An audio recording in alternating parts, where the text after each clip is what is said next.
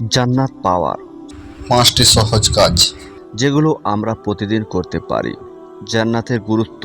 আসসালামু আলাইকুম ওয়া রাহমাতুল্লাহ।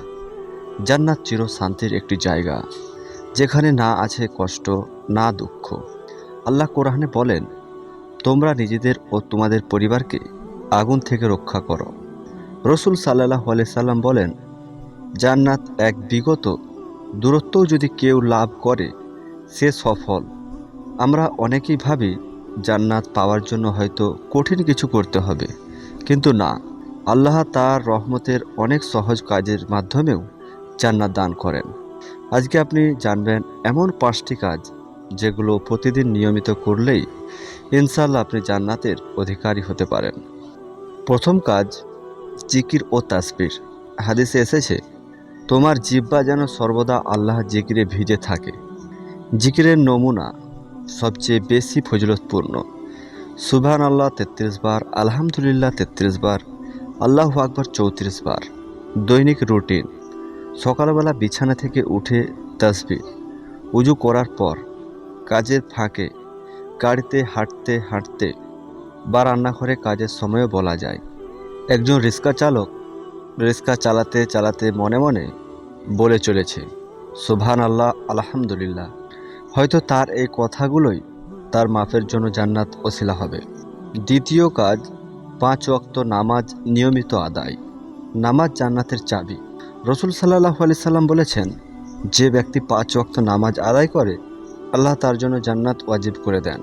অনেক মানুষ দুনিয়ায় ব্যস্ততায় নামাজ ছেড়ে দেন, কিন্তু 5 ওয়াক্ত নামাজের সময় মাত্র 40 থেকে 50 মিনিট লাগে সারাদিনে।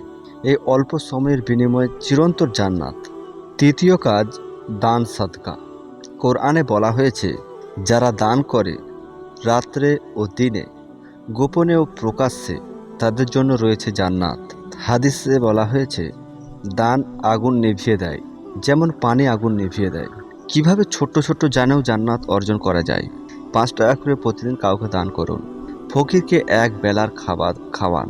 বন্ধু আত্মীয়কে গোপনে সাহায্য করুন। গরিব ছাত্রকে বই বা জামা কিনে দেওয়া।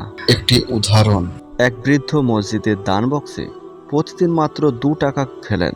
কিয়ামতের দিন হয়তো সেই 2 টাকা তার জান্নাতের ওসিলা হয়ে দাঁড়াবে। চতুর্থ কাজ, ক্ষমা করা ও হিংসা না করা। কোরআনে বলা হয়েছে, যারা রাগ সংবরণ করে ও মানুষকে ক্ষমা করে তাদের জন্য রয়েছে জান্নাত। রসুল সাল্লাল্লাহু আলাইহি সাল্লাম বলেছেন, ক্ষমাশীল ব্যক্তি আল্লাহর কাছে প্রিয়। আমাদের করণীয়, যার সাথে ঝগড়া হয়েছে মাফ করে দিন। হিংসা করলে মন পুড়ে যায়, তাই হিংসা মুক্ত থাকুন। ক্ষমা করার মাধ্যমে আপনি জান্নাতের পথে এগিয়ে যান। পঞ্চম কাজ, প্রতিদিন দোয়া করা ও মা বাবার খেদমত। হাদিস, 3 জন জান্নাতে যাবে, সেই ব্যক্তি যে তার পিতামাতার খিদমত করেছে। প্রতিদিনের একটি দোয়া, আল্লাহুম্মা ইন্নী আসআলুকা মিনাল জান্নাহ। হে আল্লাহ, আমি তোমার কাছে জান্নাত চাই। আপনি যা করতে পারেন, প্রতিদিন মা বাবার জন্য দোয়া। সকালে আসসালামু আলাইকুম বলে দোয়া চাওয়া, তাদের পা টিপে দেওয়া, হাসি মুখে কথা বলা, প্রয়োজনে তাদের হয়ে কিছু বিল পরিশোধ করা। আপনি হয়তো প্রতিদিন 24 ঘন্টার এর মধ্যে মাত্র 30 মিনিট সময় দিলেই এই 5টি সহজ কাজ করতে পারেন।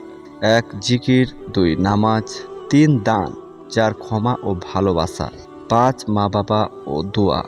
পরের 7 দিন আপনি এই 5টি কাজ একটানা করুন। এরপর আপনি নিজেই আপনার জীবনের পরিবর্তন অনুভব করবেন ইনশাআল্লাহ। বন্ধু, জান্নাত কোনো অলীক স্বপ্ন নয়, এটা বাস্তব। আল্লাহ খুবই দয়ালু। আপনি যদি একটু এগিয়ে আসেন, আল্লাহ আপনাকে জান্নাত দিয়ে দিবেন। তাই প্রতিদিন এই 5টি কাজ করুন, জান্নাতকে নিজের করে নিন ইনশাআল্লাহ।